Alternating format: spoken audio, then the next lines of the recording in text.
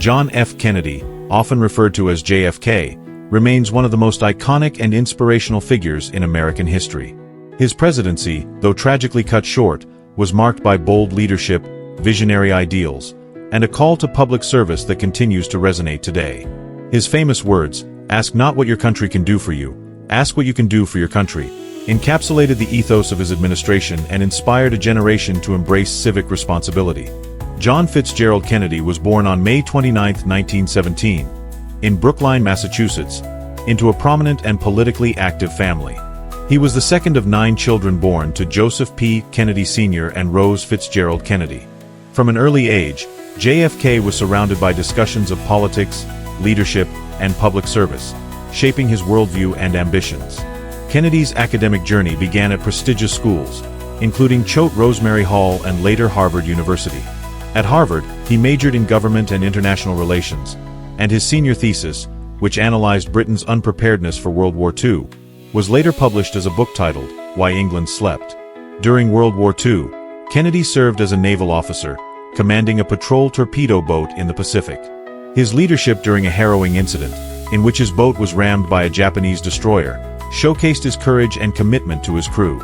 Despite severe injuries, Kennedy led his men to safety, an act that earned him a Navy and Marine Corps medal and cemented his reputation as a hero. After the war, Kennedy's sights turned to politics. In 1946, he was elected to the U.S. House of Representatives from Massachusetts' 11th Congressional District.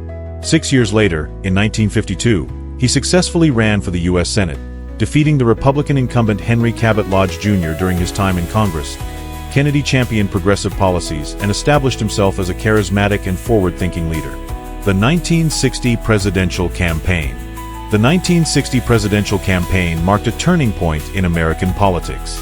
At just 43 years old, Kennedy's youth, energy, and vision stood in sharp contrast to his opponent, Vice President Richard Nixon. Central to his campaign was the idea of a new frontier, a term he used to describe his vision for progress in areas such as civil rights, space exploration, and social welfare.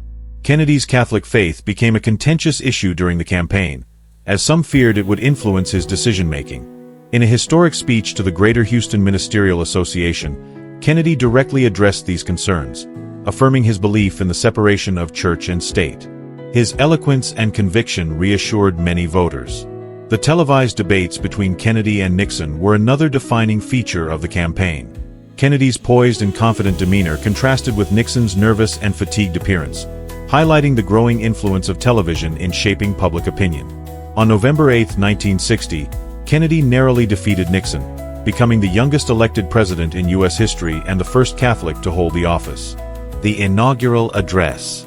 Kennedy's inaugural address on January 20, 1961, remains one of the most celebrated speeches in American history. Delivered on a crisp winter day, the address called for unity, sacrifice, and a renewed commitment to public service. The most memorable line, "Ask not what your country can do for you, ask what you can do for your country," challenged Americans to contribute to the common good and embody the spirit of citizenship.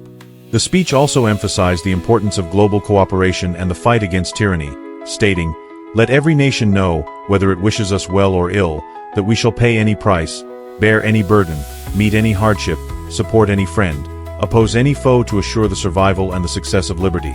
These words set the tone for Kennedy's approach to foreign policy and domestic challenges.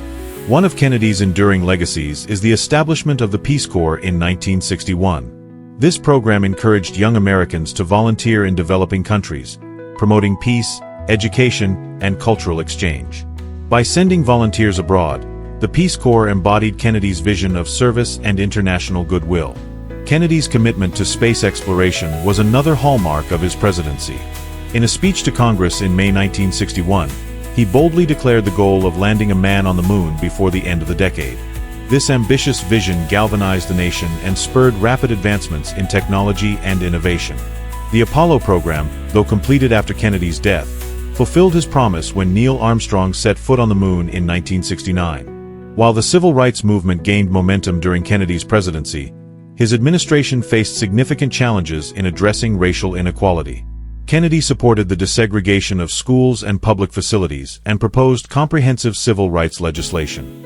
His televised address on June 11, 1963, marked a pivotal moment, as he called civil rights a moral issue and urged Americans to confront injustice. Kennedy's foreign policy was defined by both triumphs and crises. The Bay of Pigs invasion in 1961, a failed attempt to overthrow Fidel Castro's regime in Cuba, was a significant setback. However, Kennedy's handling of the Cuban Missile Crisis in October 1962 showcased his leadership and diplomacy. By negotiating a peaceful resolution with the Soviet Union, Kennedy averted a potential nuclear war and reinforced his commitment to global peace. The legacy of "Ask Not." The phrase, "Ask not what your country can do for you, ask what you can do for your country," became a rallying cry for civic engagement. It inspired countless Americans to join movements, serve in government, and contribute to their communities. Organizations like the Peace Corps and AmeriCorps trace their origins to this ethos, and Kennedy's words continue to inspire leaders worldwide.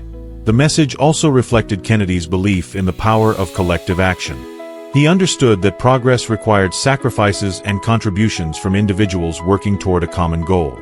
This philosophy resonated during an era of significant challenges, including the Cold War, the fight for civil rights, and the pursuit of scientific discovery.